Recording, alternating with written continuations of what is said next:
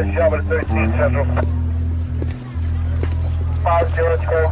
know how fast you were going? What? How fast you were going? I don't know. 10? 8.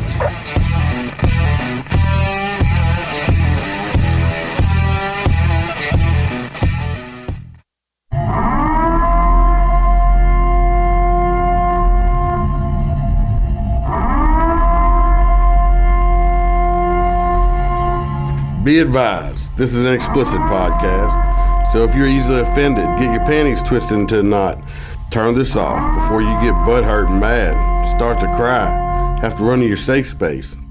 All opinions are those of the host and his guest and do not reflect the opinions of any government agency.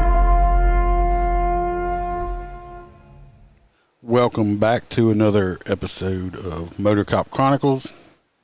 We have a special guest for this episode. We use nicknames, of course, and all we're going to say is that she is in North Carolina. So we're going to introduce our guest, and I even did a little intro for her because this is her nickname. Carol fucking Baskin. That's right, her nickname is Carol Baskin. So, how are you doing? I'm doing good. So you didn't know I did that, did you? Surprised you. I did that. Yeah, that made my day. She works for a police department in North Carolina, correct? Yes, sir. And I just gotta let her do it. She's too polite. She calls me sir, makes me feel old. But she's just a nice country girl. But she works for PD now. She also advised me she was a probation parole officer for a long time before also. So we probably gonna get stories from both. I'm gonna ask you a couple questions. It's like a little icebreaker question. And for everybody listening, no, I did not even tell her I was gonna do this. So this is a total shock. And I don't even know what the answers are gonna be. But don't worry. Don't worry. They're not hard. It's not like a pass or fail test. First of all, what is your favorite movie? The Godfather. Godfather. Which one? All of them or just the first one? I like all of them, but I think if I had to pick, it'd be the first one. Cool. That's the first person that's come out with that movie. Do what? I think you're the first person to say that was their favorite movie. Yeah. That's a long movie, too. Ain't it like 2.5, 3 hours long or something? Yeah. It's a long one. What is your favorite restaurant? My favorite restaurant? Mm-hmm. That's a tough one. I don't know. I really like sushi, and I'm not supposed to say that because it's not country to like sushi, but I love it. Do you like the cooked sushi or the raw sushi? Like raw sushi. See, I enjoy that too. I enjoy it. It's good. Yeah, I mean, I don't go hard on it. You know, I eat like the salmon and the tuna and the yellowtail. That's about as hard as I'll go. Well, if you ever get brave, and I'm not saying it's delicious because I didn't enjoy it. I ate octopus one time. No. It had little suction things on it, and it's like I felt like I was chewing it forever. Yeah, no. They brought octopus one time to the table, and I can't do it. Well, I cannot do it. Next time if you go, I don't know if you ever had it. One of my favorite things at a little sushi place I like to go to around where I live. It's a little hole-in-the-wall place, which are usually the best place to eat. It's called beef tataki. Order you some beef tataki. It's not. Yeah, I'll do that. I'll try that octopus one good time though. I mean, you only live once. But if you like steak, try the beef tataki, and it's basically like if it's like where I'm at, it's like super thin sliced steak, and it's like just barely cooked, and they put this sauce on it, and it's so good. It's fucking phenomenal. Yeah. All right, I don't know if you're a drinker or not, but you got to drink something. If it's water. Uh-huh. Well, what's your favorite drink? 1792. 1792. What's that? A whiskey? Bourbon. Bourbon. Gotta love a female that likes her bourbon. Yep. Put a little ginger ale in it. That's my jam. Okay, if you ever get a chance, Everybody hears me talk about it. I'm going to talk about it again. If you ever get a chance, I'm pretty sure I got to have it over there in North Carolina. Get the salty watermelon. Old Smoky. Old Smoky's the only one that makes the watermelon favorite. The salty watermelon whiskey. Yeah, I'll give it a try. And I mix mine. I use a full size like Yeti type cup. I fill it up with ice, 2 shots of whiskey, 1 shot of sour mix, 3 shots of the watermelon flavored cranberry juice, and I finish it off with the watermelon crush soda pop. It tastes exactly like a Jolly Rancher. Yeah, I'm gonna give that a try. It's delicious. I'm telling you. I'm drinking some right now. I buy 2/5 at a time. Now the Tot's going to Tennessee this coming up week for vacation. So he was going to Old Smoky, and hopefully he'll come back with some root beer whiskey for me because I want to try it. Yeah. But whiskey is delicious. Okay. Okay, she's quiet, y'all. It's gonna be okay. It's gonna be okay. Tell us about your a little bit naked story for Freebird. You told me about one a little earlier. We didn't get into it that much. I went to execute a search warrant, and this wasn't that long ago. And all the drugs were located under this woman's titties. Like, you wouldn't have known they were in there. And I just happened to lift one up. I said, "You got anything on you?" She told me there was some pills under her breast. And sure enough, there was a bag. And, I checked the other one just to be sure, and there was an even bigger bag. You hope so it kind of blew me away. You wore gloves, right? Picking the titties up. Oh, yeah, of course. Of course. So I figured y'all hit her with a distribution charge. Oh, yeah. Yeah, I was actually assisting another agency. That's like the best part of being a female officer is, you get to assist a lot of agencies because there's not many of us. Yeah, that's true. I remember we used to call this female over here. But I'm sure, you had to pick up probably some big, like, pancake boobs there. Yeah, you wouldn't have known they were in there. I was kind of impressed. I was like, wow. That's impressive. The thing once she saw, it's like, look, I'm going to charge you extra because this one's got tit sweat on it. And she was honest about it all. So they would, if she wouldn't have done it, she'd probably caught another charge. If the jail personnel would have, as long as they're doing their job correctly, they would have found it. Yeah. But what's crazy though? Like, and it blows my mind how many like DOAs we get and they're naked. I would say probably 9 out of 10 DOAs I've had, they've been completely naked. Like, I don't know if right before, somebody crosses that line, they get really hot, or I don't know what it is, but I don't know if you've had the same experience, but No, I've dealt with a whole lot of dead bodies, and I've never I never had a whole bunch of them that were just naked. Oh, maybe it's in North Carolina. It must be a North Carolina thing. That's probably what it is. I've had, but no, most of the people, no, they have to have their clothes on. Nah, it blows my mind. And I even went to college to be a mortician. Used to work in the funeral business. Picked up a whole bunch. They must be a North Carolina thing. Didn't y'all? Isn't it y'all state that come up with that stupid looking squat? Or was that South Carolina? The one that they squatted the trucks the wrong way in the back. Is that North Carolina or South Carolina? Oh yeah, that's North Carolina. But they made that illegal now. Well, they need to. Yeah. So after stupid. like December. Yeah, after December, I won't have to look at them anymore unless they want to go to jail. Because I think I would take somebody to jail for that stupid mess. It's like an embarrassment. I've never understood the purpose of it. It just looks stupid. And then you're looking up in the sky, you can't see what's. I don't get. Of course, I didn't understand that first. Well, I don't think it's as much of a thing when everybody was leaned back in their cars driving around. Yeah. I found out where it originally came from out of was California. They did that because that's one of the hardest parts of the cars on that T-post right there. And if they got shot at, it would help protect them. But most people just doing it because it was, I guess they thought they were cool looking. I'm thinking, this son of a bitch gonna run into somebody.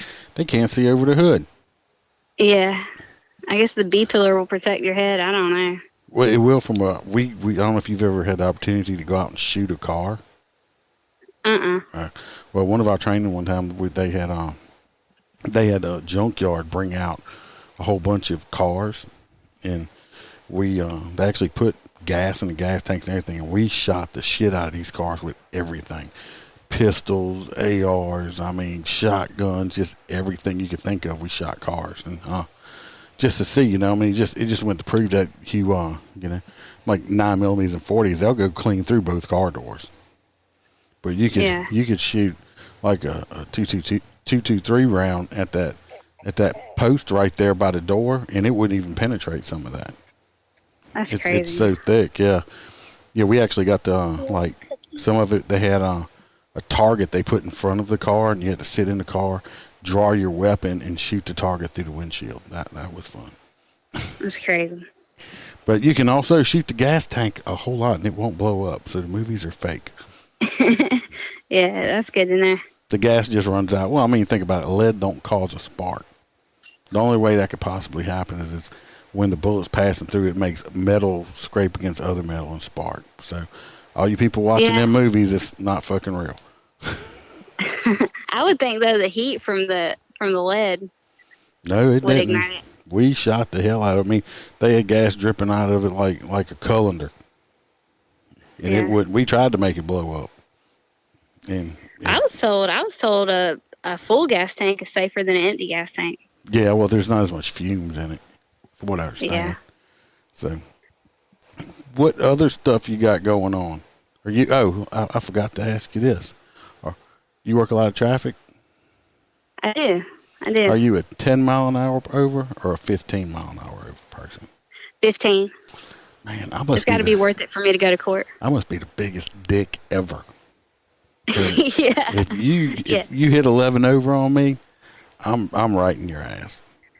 Nah, I try to stay out of court. Like I'd rather shoot glass than go to court. It is without a doubt the worst part of the job. Really, courts? I don't find testifying that bad. Nice. Well, I spent so much time in court as a PO that I just. Yeah, y'all do go to court a lot. Let's see, in the last 4 years, and I write a lot of tickets. I write probably several hundred tickets a month by myself. And well, you see, that's how you get your you don't have a quota, but that's how you justify, being a traffic cop. But I like writing tickets. Yeah, I don't at all. You know how many times I've been to court though in 4 years in writing tickets like that? I don't even know. One. Even on a DWI. I don't work. I haven't caught any DWIs. And a lot of times, I have, but we got a couple road guys that just love working DWIs, and I'm like, hey, you want just DWI? I hate a DWI. I can't stand it. I mean, I'll work it if I have to, but it's not my cup of tea. No, I can't stand it. It's so, for people who don't know, I don't know how it is in North Carolina. There's so much paperwork involved in it. It is, and it's a misdemeanor. It's so much, and it's a misdemeanor. I mean. Or are they going to get some high-powered or high-duty DWI lawyer? We have lawyers that's all they do is work DWI cases. Oh yeah, they'll continue it a year or two, try to suppress all your evidence, and all that work you put in was for nothing. Except, it did inconvenience them, and they will have that. I always show up that arrest. So. Oh yeah, I have people all the time like, I'll come to court. I'm like, all right, fine, because I think I've said on here in past episodes, come to court, bring your lawyer. I was like, because you know what? Even if the slim chance that you do beat me in court, I still win because you're going to have to take a minimum of 2 days off of work to come to court. Because the first time it's just arraignment. And then if you do hire yourself an attorney, he's probably going to charge you a minimum of at least $500. So you're going to lose 2 days of work, paid an attorney $500 to maybe beat a $160, $180 ticket. Yeah. So, and then most of the time, the attorneys, what they do is they go talk to the DAs, and they say the attorney comes back and says, look, they'll drop it down to a non-moving violation, so it won't go on your insurance, and you just pay the fine. So you think you got something out of it, but if you'd have done it yourself, they'd have probably helped you out anyway. So Yeah. I win regardless. Like what's that song? Yeah. Winter, winter, chicken dinner. So what kind I of still. PO stories do you have? Oh, I mean, I don't even know where to start. Let me tell you, the drug screen's probably the craziest part of being a PO. I mean, of course, there's the warrantless searches and things that you find doing that, but I mean, the lengths people will go to defraud a drug screen just baffle me. I had this trick up my sleeve. So we used to get a lot of females. They would put items in their orifice, like someone else's urine, or they would put like fake urine or whatever to try to throw off the drug screen. And it was usually like a condom, or it'd be like a cup with the urine. They put like full at the end of it, and that way, they would just take their finger and pop it while they're trying to put the urine in a cup. So it's kind of hard to know that they're doing that, because obviously I'm not going to go up there and check. But I used to have this trick on my sleeve where I would and here in North Carolina it's a criminal offense to attempt to defraud a drug screen. So I had a girl come in one time. Oh, I forgot to tell you what I would do. So here's my trick. I would get them to go ahead and put the urine in a cup. I'm standing there watching them the whole time. And I would take like some kind of drug screen that we didn't really use a lot, like a 1-panel BS drug screen. And I would stick it in the cup, and I'd be like, oh, dang, this test didn't work. I need you to dump that urine out. We're going to have to do it again. And without even thinking, they dumped the urine out. I mean, it worked every time like a charm. And I would give them a cup of water, and I'd say, all right, well, I'm going to give you about 30 minutes. And a lot of times they'd be like, oh, well, I can go again. I can go again. Because, if it was like a condom or something, there'd be a slow leak. Mm-hmm. I'd be like, no, I'm going to give you 30 minutes. I want to make this fair. So they'd sit there, they'd sip on the water, they'd sip on it. About 30 minutes, we'd go in there, and of course the actual urine would be dirty for whatever they had been using. So I had fake this pee one done girl. leaked out. Yeah, I had this one girl one time. Her PO came to me. He said, "Look, I think she's like trying to defraud. Work your magic." I said, "All right." So I go in there and I said, hey, give me this urine sample. We get through. I said, oh, man, it didn't work. So did my little 30-minute wait, went back in there. And, of course, the urine, like I could tell you so much about the different colors of urine. It would blow your mind. And I said, man, your urine looks different. She's like, oh, I don't know why. And of course, it was dirty for like heroin or something. It was opiates. And the funny thing was I had actually tested the first batch, and it was dirty for cocaine. So whoever's fake pee she was using was dirty too. Yeah. So I took her back to her PO. I said, man, I was like, it's crazy. I said, she's dirty for opiates, but her urine looked completely different than the first one. I said, and that one was dirty for cocaine. And he said, well, how did that happen? And she looks at him square in the eye. She said, because I got a cup up my coochie. I like to die laughing. But that's bad when you get somebody to pee in a cup for you and you stick it in your coochie and they're dirty yeah, too. I mean, if you think about that, if you think about that person, I mean, and the thing is, like, urine, I've had them freeze urine, and it don't keep, like, it would get cloudy, like, whenever they're doing it. Well, I don't know about, whenever we get random drug tests, they send us to this medical place. Yeah. They check the temperature on it when we come out with it and stuff to make sure. I guess we ain't tried to. They don't watch us pee, but when we come out, they check the temperature on it and everything else to make sure. I guess we didn't put some fake pee or something in it. Yeah, I've stood there and watched a many female pee. Then we have guys that would like take. We had one guy like take a condom of urine, and he actually taped it to his wiener. And I I don't know what happened, but the freaking condom busted all over the floor and all over everybody's shoes. And and whenever they went to take the stuff off, it like pulled on his wiener. And you'd have thought my man was in there dying. He was screaming so hard. He must use some of that good duct tape. I mean, they just do the stupidest stuff. Just hold your breath. I'm gonna just pull it off really fast. Yeah. I've had them come in there. I took one guy to jail one time, and I guess I'd interrupted him and his girlfriend in the hotel room, and the jail staff was like, "Do you have any more jewelry on?" And he was like, I got a cock ring on." And then like, "What?"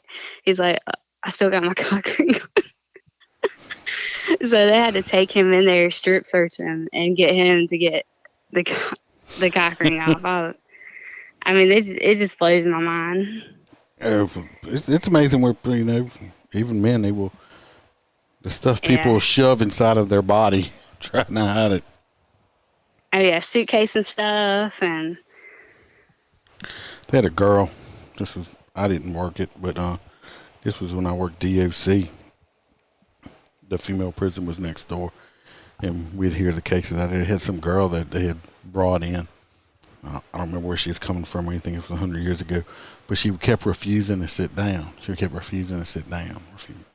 Finally, I got something's wrong. I mean, she don't want to sit down. Finally, they go in and get her strip search.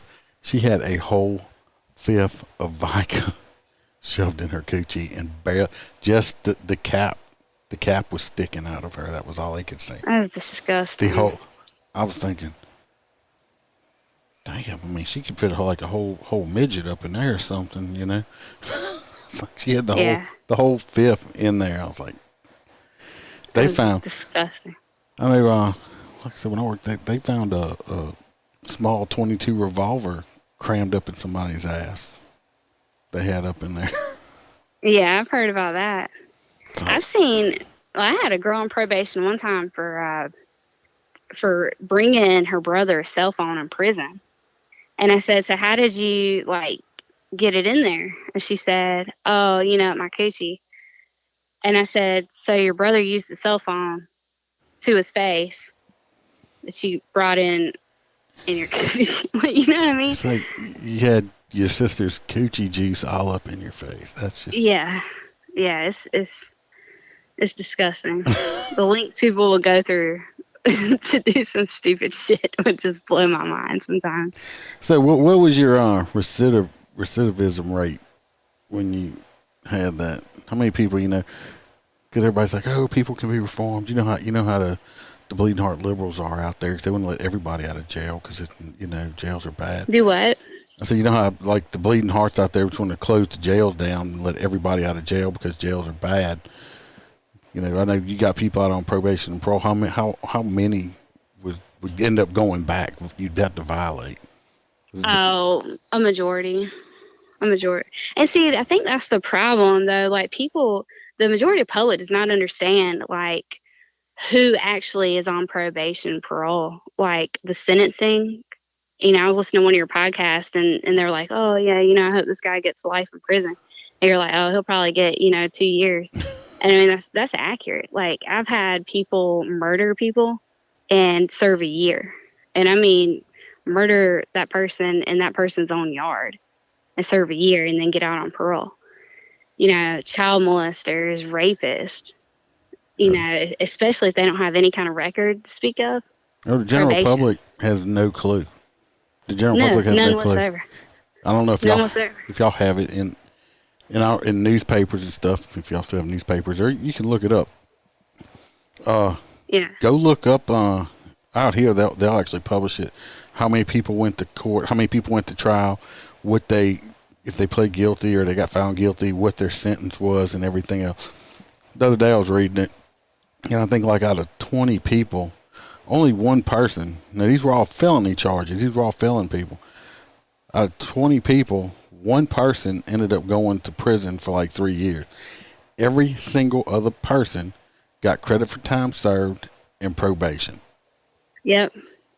Absolutely.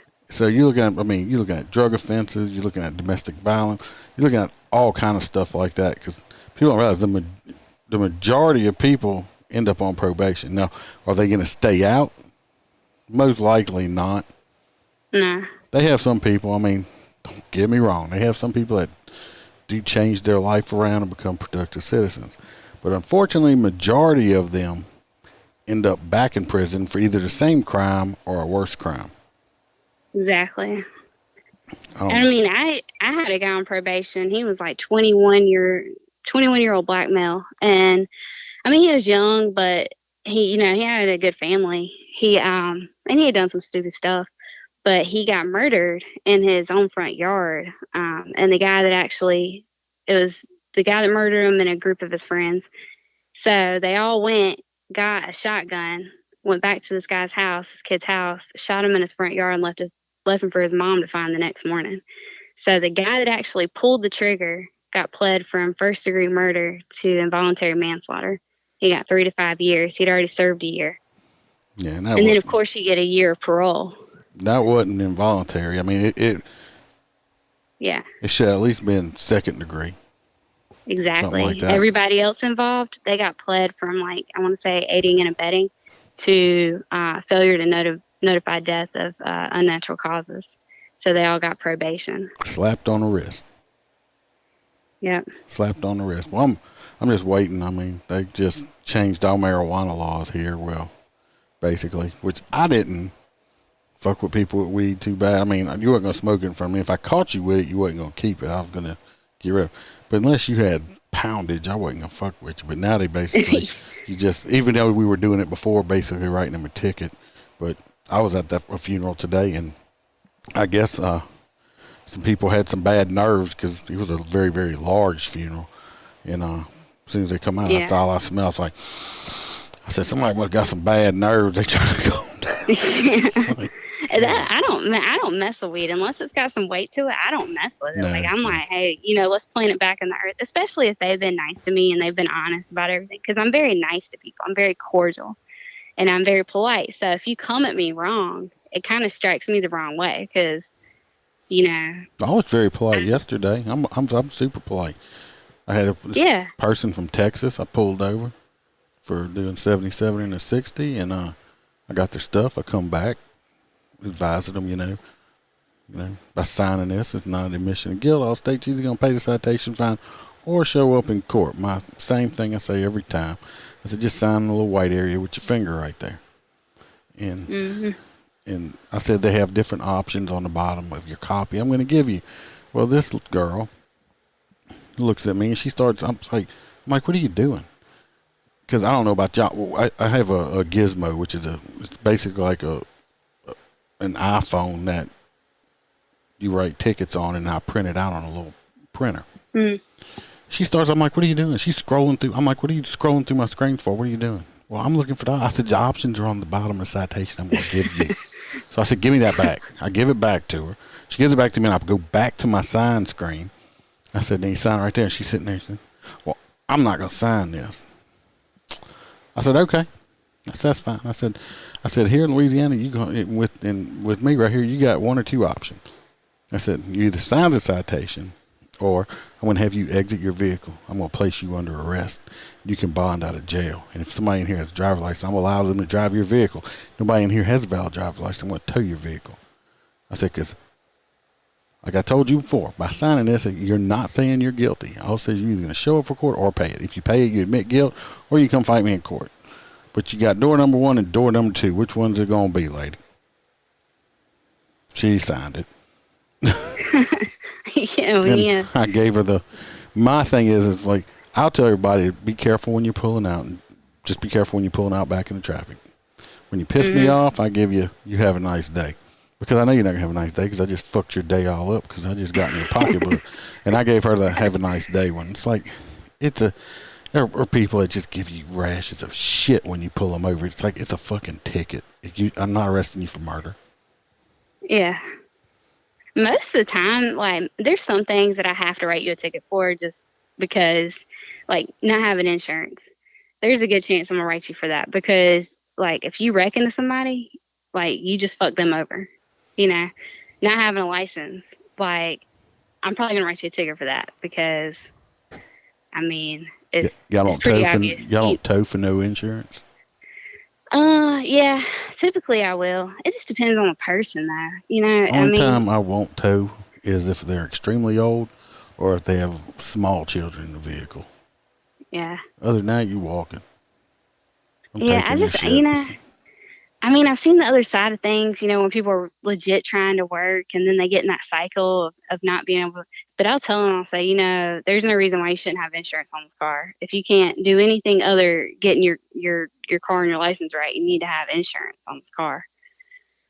But when you're sitting there with a brand new cell phone, yeah, and all this other stuff, you could get some, because that's the son of a bitch that's going to run into me.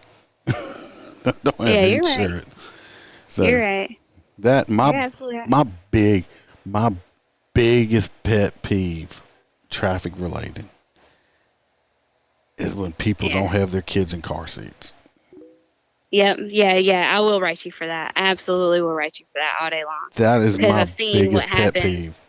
I've seen what happens when that baby's not strapped in like they should be. I don't care if the grown-ups have them on. I'll let the grown-ups slide all day long. If you want to eat the steering wheel, you're a grown person. That should be your right. That child don't have a choice. That's what. And I had one. I rode them several, but you know, it was a dad driving, mom passenger, very broken English. They had 5 kids crammed in his back seat. Now, one of them strapped in, were they? No, I finally got some. What I'm going to do? I can't. We're out in the middle of nowhere is where I'm writing this ticket. They're from a whole nother state. Well, country actually, but that's not the state they had. They were from Texas. I was like, you know, I'm like, go. I'm just, hopefully I don't hear about no crash with these kids getting killed because it's going to eat me on my conscience. But at some point, there's nothing else I could do. I can't call somebody, one of their friends. They come from Mexico or Texas. I don't have that kind of hours and hours and half a day to wait. Yeah. But that's my biggest pet peeve. Oh, yeah. Yeah. And then I'm pretty strong on that. If it's like a safety thing for other people, like obviously careless and reckless, or, you know, you're just being extremely, extremely unsafe. Yeah, I'm going to write you. Probably going to take you to jail. But, I don't do a whole lot of the petty tickets. Just. Oh, you know when somebody pisses me off, because I done popped people. I carry a tent meter, which you piss me off, I'm going to pop you. You got, and damn near, where I work, damn near everybody's got a legal tent. You piss me off, I'll pull a tent meter out on you. If you really piss me off and you have a cracked windshield, I've written motherfuckers for having obstruction of driver view for having a cracked windshield. And I'm like, and don't piss me off too much, I'll pull a tread meter out on you, because in the state of Louisiana, you're supposed to have so much tread depth on your car. And basically, you have to, for it to be legal, you then have to buy tires every 6 months. So you piss me off too. I've had people, I was going to give them 1 ticket and they kept running their mouth, and by the time they left, they had 3 or 4.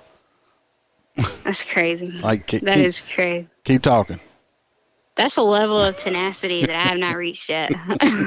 Keep talking. I have not reached that yet. Oh, you will. So tell us how you got. Go ahead. Huh? Go ahead. No, go ahead. I was going to say, have to tell people kind of how you got your nickname.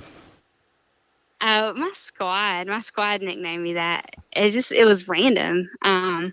So when I came back from vacation, they had got me a T-shirt from like Walmart with like a bunch of cats on it. It said "Cool Cats and Kittens." Like now they just call me Baskins. As long as you don't have a bunch of cats at the house, you got the crazy cat lady. Yeah, I just got one. Just one cat. Yeah, okay. I rescued her. That's fine. Now, when you start getting in the 4 and 5 category. I might, if I keep this job for any length of time, I might be that crazy cat lady. My mom was a big cat person. I like dogs. Yeah. I just like animals. Like I got a rescue dog, I got a rescue cat. I had another rescue cat, but she wandered off. I don't know where she is. Yeah. Maybe she'll show back up. Well, I got to watch it because I like animals more than people, and my wife is the same way. And if it was up to her, we would have every type of animal you could imagine. I wanted to get somebody was selling baby pigs one time, and I wanted to get a baby pig. She's like, "Oh, so cute." I said, "Well, 9 months we can have them slaughtered, and that's like a shit ton of pork." She's like, "We don't eat our pets." I'm like, "Well, fuck." I said, "Well, I ain't buying them then." You will if it's a pig. I'm gonna have. No, she would not let. If I bought that pig, I'd still have that pig. Yeah. And I'd be looking at bacon instead of eating it. I'd be feeding bacon instead of eating it. So, no. But no, I'm a big animal lover too. And you said we had talked before, y'all ride single. Do what? You don't ride two people a car, y'all ride your own unit. Oh yeah, we ride solo. Y'all have take home cars, or y'all gotta share? No, we gotta hot seat them. It's like my biggest pet peeve too. Oh, y'all don't have y'all's own assigned unit? Nah, it's a good place to work, so I try not to complain too much. That is a pet peeve because not everybody takes care of stuff the way you do. Well, you don't swap out with the same person every time? Yeah, we do. We got car partners. Well, but that means you gotta. Hopefully your partner's not nasty. No, it's not even that. It's just, like I got a brand new car, so I like to keep it real clean. What but you got? yeah, and like keeping the gas tank full for the next person, and like having to move all your gear out every single time, you get done with the rotation. It's just stuff like that. But I mean, that's like the biggest pet peeve I have where I work. So What kind of unit it's you got? not even worth. Where they got you? Do what? What you driving? What you shop? Charger. Oh. Standard. Police package? Yeah. Oh yeah, it's got the Hemi in it. I'll get up and go. Yeah, she's a bad bitch. She is. I don't know. I've been lucky. Both departments I've ever worked for, we've always had our own take-home unit. I could imagine how much I'd have to carry less stuff most likely because I got more shit than really I need in my unit. Oh yeah, like the rifle. Like my rifle does not even really fit in my trunk. I have to like turn it sideways. So in the rifle, when I put it in there, it covers up like my stop sticks, and it covers up like my evidence bags and stuff. And then, I've got my duffel with all my forms and all my like safety gear, my trauma kit and stuff in it. I was like, man, if I really get into a situation where I got to get to any of this stuff, it's going to be a mess. Well, I have a motorcycle in my unit, but I don't have a cage. So like in my back, I can't even have passengers right now. On one side of my back seat, I have my rain jacket hanging up. I got my leather jacket. I got my jackets and stuff hanging up. On the other side, I got an extra bag I keep with other stuff in it, and then I got my hard one on my passenger seat, and I got shit everywhere. Yeah, I want one, but when I work day shift, we gotta like take the town lady to the bank across the street, and like I gotta put her in the front seat. So then I'd have to move all that shit out so I could let her sit in the front. But I don't know. I might do the do deposit. Yeah, so she can go deposit a couple $100 into the bank across the street. Yeah, I'm not. When I was in uniform where I work now, I mean, every single day, they call it the waterworks, but it's like a parish utility place where people pay their water bill and all that kind of stuff like that. Every day we get a call from dispatch and say, go to the waterworks, and we already knew what. You went over there. We would pick the deposit up and bring it to the bank, and we had to sign this piece of paper when we dropped it off and give it to the bank. See, I'd be all right with that. And so we just did the deposit ourselves, basically. See, I'd be all right with that because the lady that I take is really sweet, but like she talks and she talks and she talks. And like, I'm going to level with you at 10 o'clock in the morning, 9 o'clock in the morning, and I've been up since 4. I ain't much of a talker. And then it like pisses her off that I don't feel like talking. I'll like pretend to be looking at stuff on my computer just so I don't have to talk.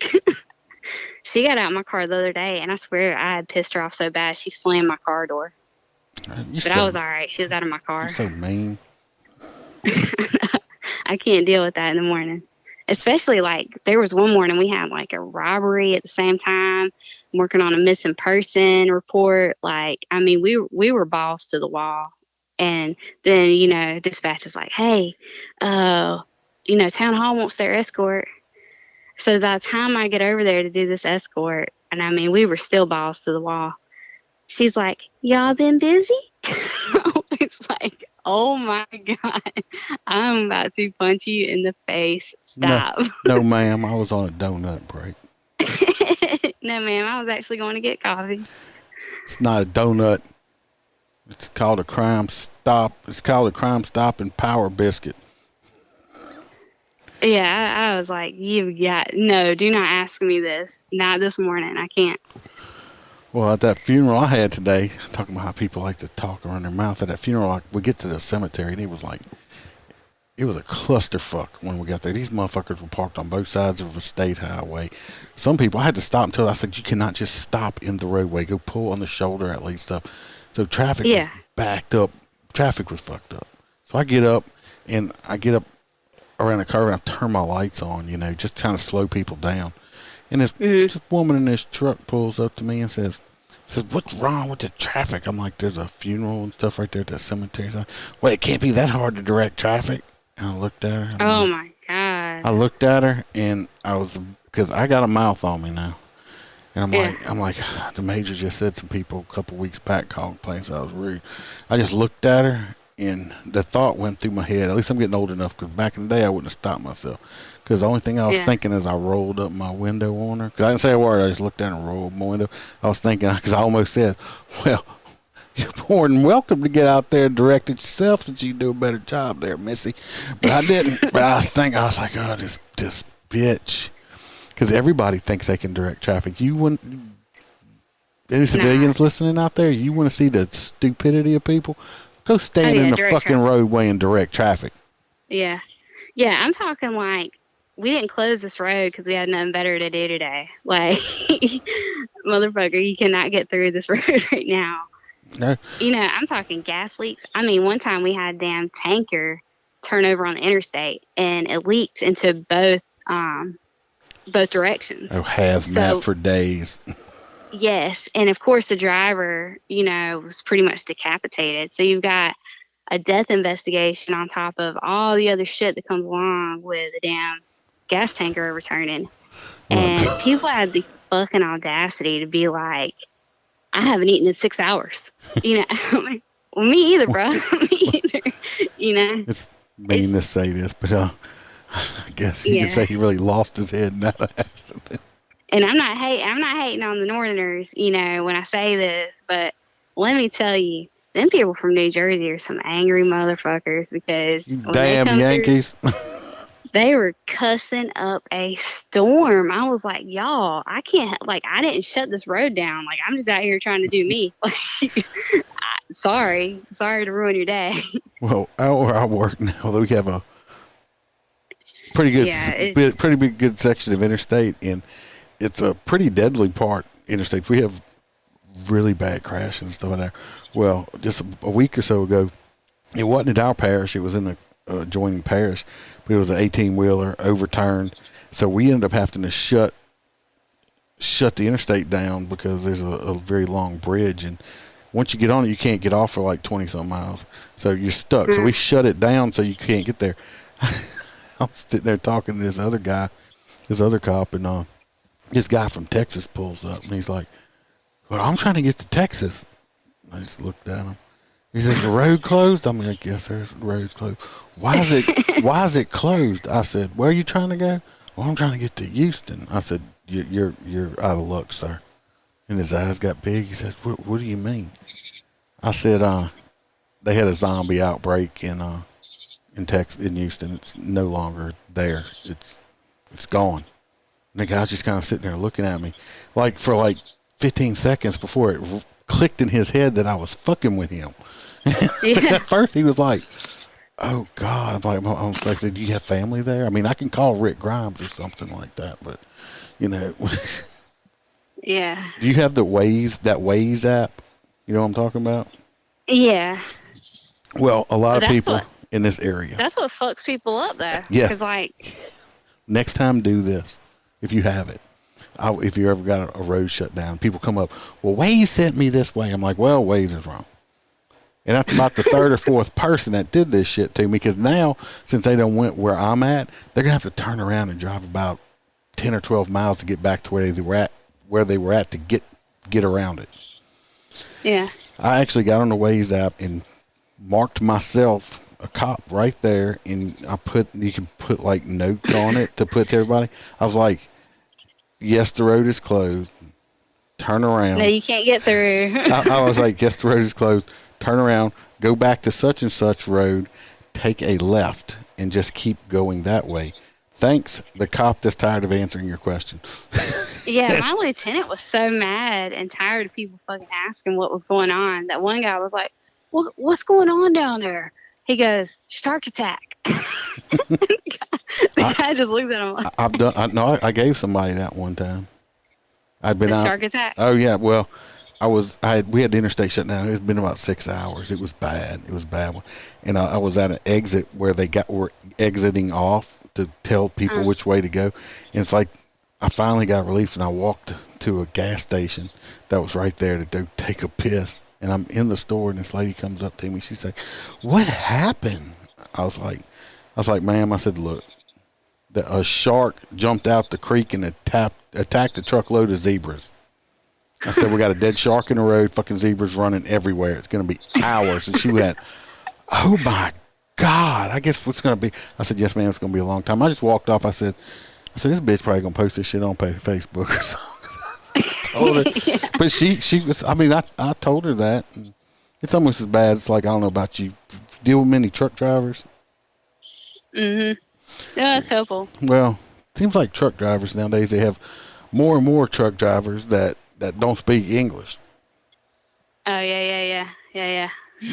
Interstate shut down. Guy comes up asking for directions. He hands me the paper, and I look at it. I look at him. I look back at it. I said, "Is this fucking shit Russian?" Well, hold on. Like, I don't fucking read Russian. I don't even talk Russian. I said, get your GPS. Get on out of here. Go that way. Go bring me Go that way. directions in Russian. The hell does this look Yeah. like? The Kremlin? Do I look fucking Russian to you? Yeah, we got alligators around here, motherfucker. We don't know no Russian. Yeah, nah. But, So how yeah, you don't get treated any differently by the guys on shift since you're a female, huh? no, not at all. I mean, that's how I'd want it anyway. Actually, I've got a pretty potty mouth, so sometimes I make them blush. But No, that's not. I'm talking about when you get a hot call or something like that. oh no, not like that. Well, I'm married. They know I'm married. They know I'm happy. So. No, not that kind of hot call. I'm talking about like a bad disturbance or something. Oh, Like what do you mean? Like I worked before, and they had a female that worked, and I never did it to her. I mean, if she needed backup, or I thought, if it was a bad call, I'd back a dude up, I'd go to it. But I just saw some of the guys would kind of almost like, every time she got if she got a disturbance call or something that, or not a disturbance, but something that, she really probably didn't need backup on, they'd go running over there, almost like trying to play protector. I'm like, look, she's a trained cop just like you are. Oh, yeah. No. Yeah, no, they don't treat me any different. Which, I mean, when I was a PO, I had to work solo a lot, arresting people and going out to people's houses in the middle of nowhere, nobody knowing where I was, so I'm pretty independent. But if it's some bullshit, I definitely will not hesitate to call for a check-in. But it's pretty rare that I ask for a check-in. So they know if I need one, like, I'm going to ask for it. And if I ask for it, y'all need to go ahead and come on. Okay, now this one, she's thinking I'm talking about something else. But I said, yeah, I was like, "What are you talking about?" I didn't even know that was a thing. I mean, how long, y'all? Go ahead. If I can't do the same job that men can, then I don't even need to be working there. Well, man can do the same job as you can now, according to some people. Yeah, that's true. They can even that's true. breastfeed babies. I tried to. Yeah. How long's y'all's academy? Ours is 18 weeks, and then you've got 16-week field training. Field training, to me, is harder than the academy because the academy just does not prepare you for the field training like it should. Well, I'll tell anybody. World. I think it's probably just everywhere. Police academy, all academy and I'm not dissing academies anywhere. My opinion only, as I say.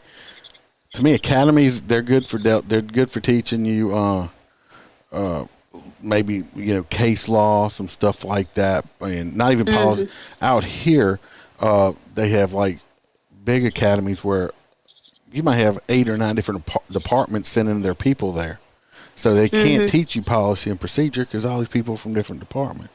They can get you qualified in your firearms, get you chemical certified, taser certified, intoxilized. It's good for all of that and give you the basics. They'll go over different stuff. But an academy, a police academy cannot, to me personally, cannot train you for life on the street as a cop. The only thing you can do that is learn from a FTO that knows their shit. Oh, yeah. So yeah, for sure. And then even after all that, you still have a year of probation where the state didn't really give you a full certification. They can fire you, take your certification for anything during that year of probation. The state?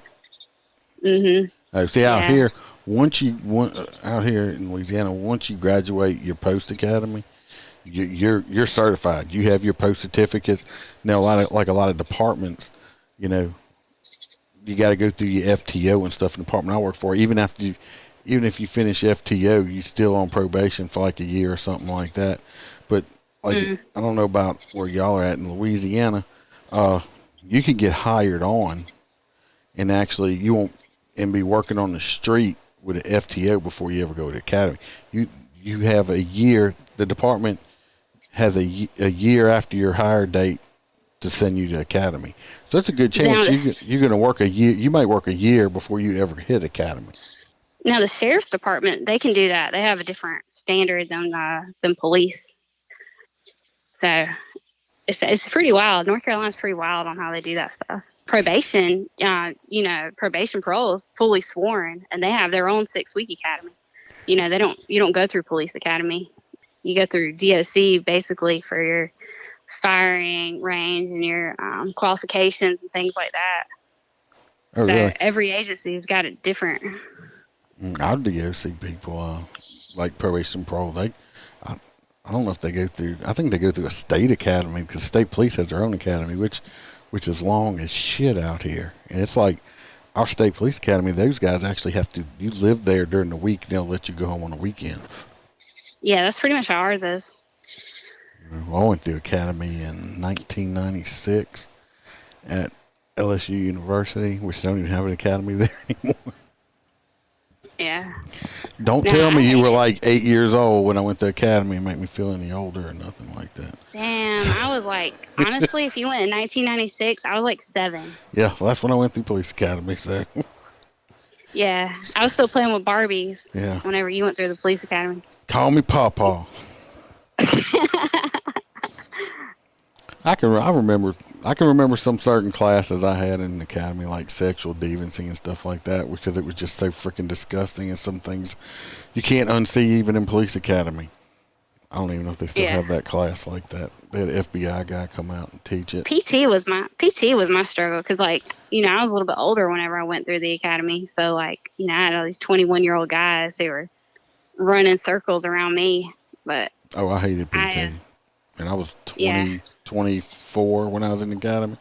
I don't know how long we had to do a 1.5 mile run and the sit-ups and push-ups. I didn't mind sit-ups and push-ups. I just don't like running. And yeah, I had actually never done a push-up in my life until I went to the police academy. So I couldn't do one push-up. And then I get halfway through the academy, and they're like, hey, you do realize, if you don't pass this PT, you're not going to pass the academy. And I was like, well, I better make sure I do everything I can do. So I went and I joined CrossFit, and I would leave PT. They would whoop my ass solid in PT. And then I would leave and go straight to CrossFit and finish out whatever fuel I had left in my body. And I'm dedicated. Yeah. I'll tell you what though, whenever I had that final PT, I finished it better than some of them guys did. I hated PT in the academy. Now I think in the academy, when you start, that you do physical fitness tests a test. Yeah. And at the end of it, all you had to do is show an improvement over your first one. When I went, you had if you didn't make it under this certain time, you were out. Oh yeah.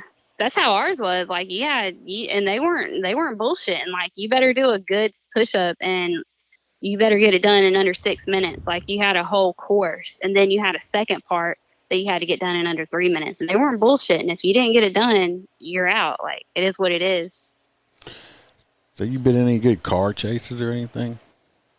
Nah. So our agency, I almost got in one the other day, but it didn't seem, it was bad.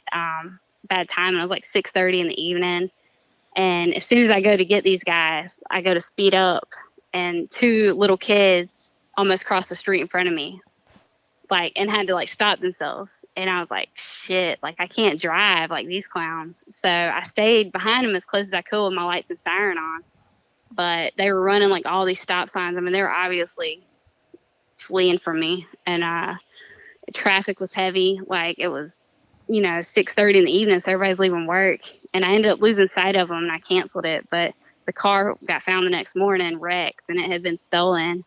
And I felt like a pussy. I really did. But No, honestly, I'm going to tell you right now, I got all props for you, because being a cop, and I know we don't like to lose, and we don't like to let people get away, and to call your own car chase off like that, and not have a administrator or a supervisor or something have to do it, because I've been doing this long enough, and I was, like I said, I was a sergeant at one point, stuff like that. You did right. I mean, you had public safety issues there, and was catching the bad guy worth possibly hurting a kid or a family or somebody else? No, not really. So no.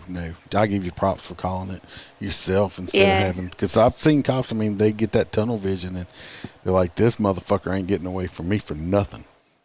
Yeah. I mean, I felt it and I wanted it, but I was like, no, I'm not hitting anybody's babies tonight. Like, trying to get these 2 turds. We don't need 2 cars driving like this. You showed good restraint. I mean, the car, I mean, do what? They'll eventually get caught. Oh, yeah. And actually, one of the guys had an ankle monitor on. So, ended up being dead during that time, but I'm pretty confident I know who did it. And he got charged with the car that the plate had been stolen from a different car. And he had been in the area from that car that got stolen. We got like a bunch of shit going on in our area. People, like, all these gangs are stealing people's cars and shit. So anyway, he's probably going to be going back to prison for that. Anyway, means the ankle monitor people shouldn't have realized that the shit wasn't on. Yeah, the battery was dead. As a PO, I would have been like, why the fuck is your battery dead? Let's get that fixed. But, yeah, I mean, so it's. We just had an issue here in Baton Rouge area, not my department, but this kid, teenager, who was on house arrest with ankle monitor, he had taken the damn thing off. No, I think he left it on and turned it off. He did something anyway, but he was arrested again out in the park buying a stolen gun when he was being under house arrest because he was juvenile for attempted murder or something like that already. Yeah. That's. I used to have people on an ankle monitor. Yeah, I used to put them on an ankle monitor just to fuck with them. Like, if you had a problem with authority, I made it to where you had to ask me permission to leave the house. I mean, you set yourself up for it. Like, instead of taking you to jail, I'd put you on the ankle monitor. But I was like, nah, you need to be monitored. We need to figure out what you're doing. Or, if I wanted to know where their drugs are coming from, I could monitor them. Drugs. So y'all have a lot of like street gangs and stuff? Yeah, we do. Like Bloods and Crips, or is it just like some North Carolina Reapers or something? Yeah, it's honestly like it's that, but it's like little sets of the Bloods and the Crips, and honestly, like, they're worse to each other than they are like rival. Really?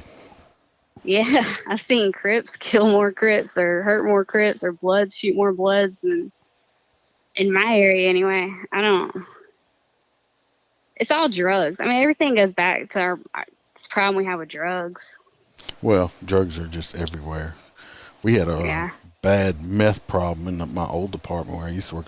Yeah, we got a bad meth problem. It's a rural area. So, they were cooking that shit up and just now everybody's shooting heroin now. And the problem with the gang stuff too is like they don't really shoot each other. They shoot they can't shoot half of them, so they'll shoot other people innocently. Oh yeah, they'll just they'll maim each other and Yeah. Oh yeah. Everybody gets hit except the person they were shooting at. Yeah. Yeah, it's a mess. It really is a mess. Honestly, it's a society problem. People want to blame cops. You want to blame the justice system. But if you want to get down to it, it's a society problem. Nobody wants to. It's a moral problem. Nobody has morals anymore. Exactly. A life is a life. It is. If you want to get down to it, every life counts. Every life matters. And well, it's like when I was growing up, you go have a fist fight. Me and Doc were talking about that. You have a fist fight. Beat the shit out of each other and then go have lunch with each other. Not no more.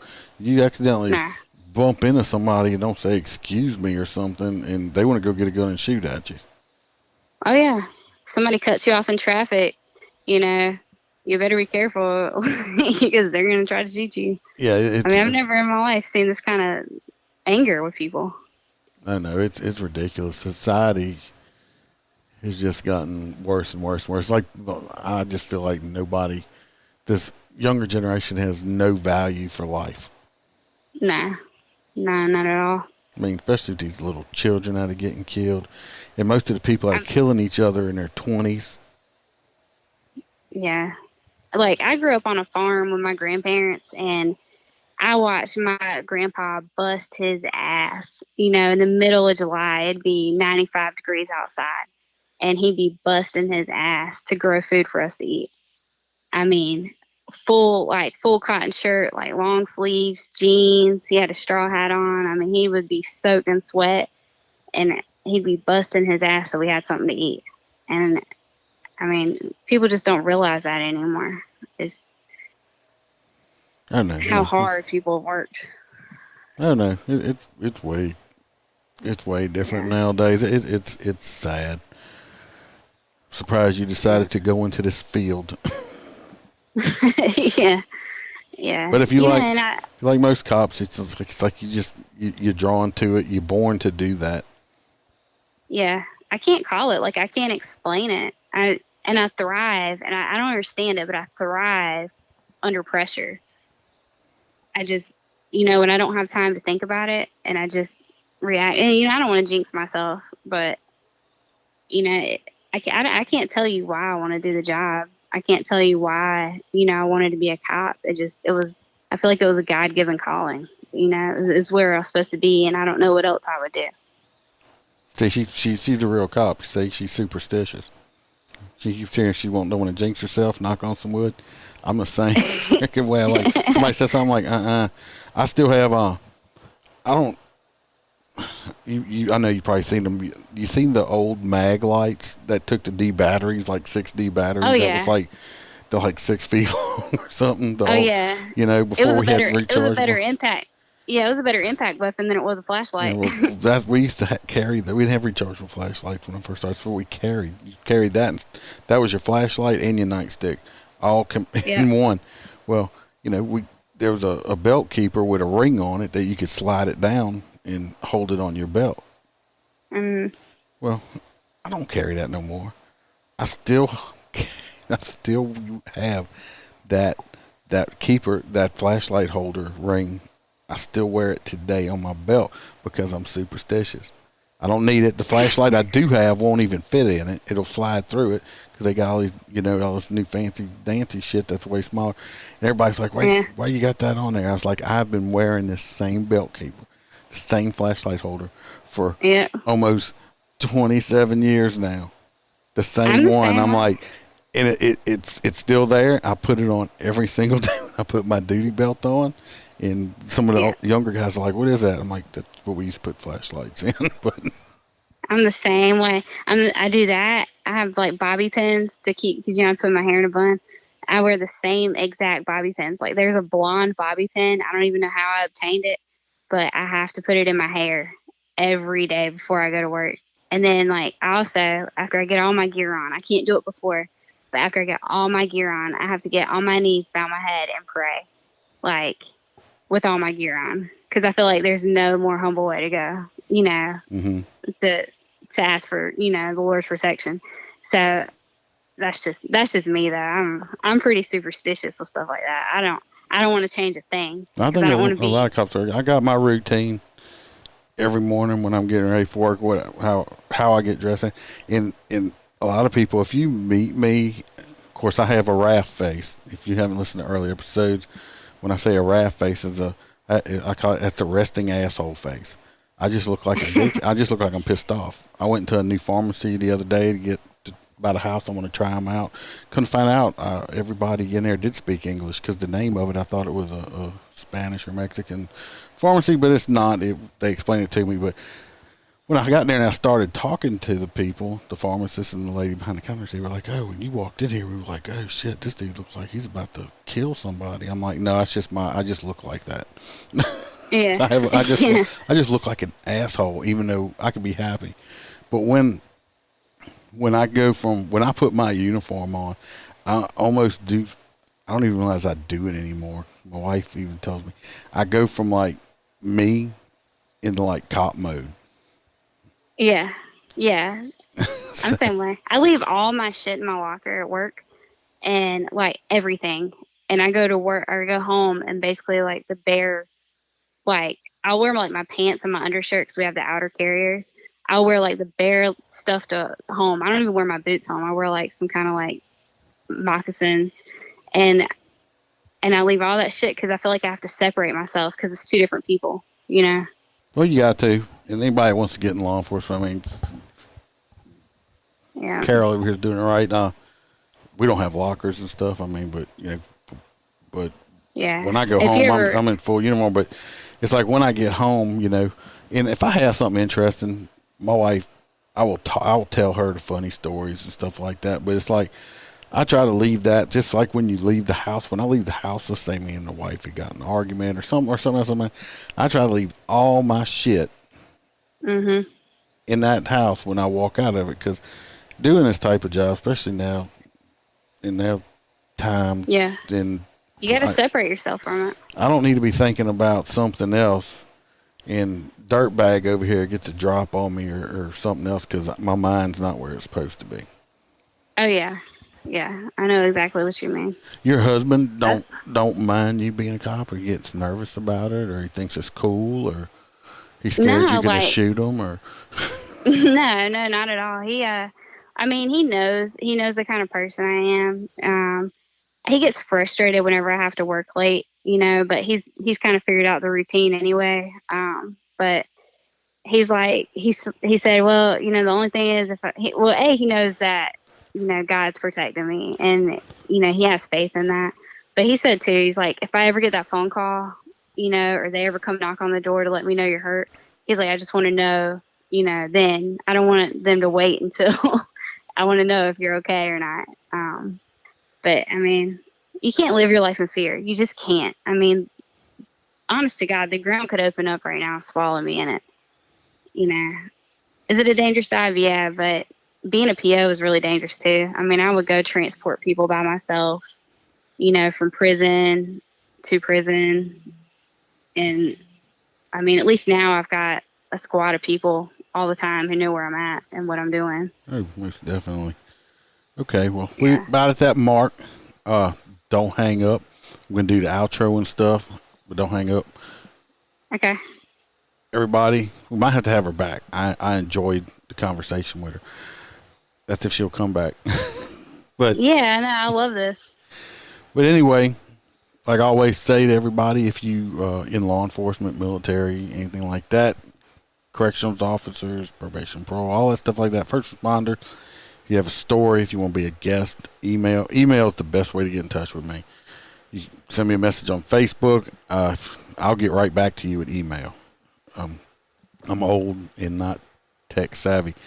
Or if you just have a story and don't want to be a guest, send me your story and I'll read it with my very articulate voice, sarcasm included. And Like I said, everybody stay safe. Come back Wednesday. I believe me and Doc will be back Wednesday with a whole bunch of news stories and our, PC opinions on it. And watch y'all's backs. Be safe, and to remember to smile, because the Iceman will always be behind you.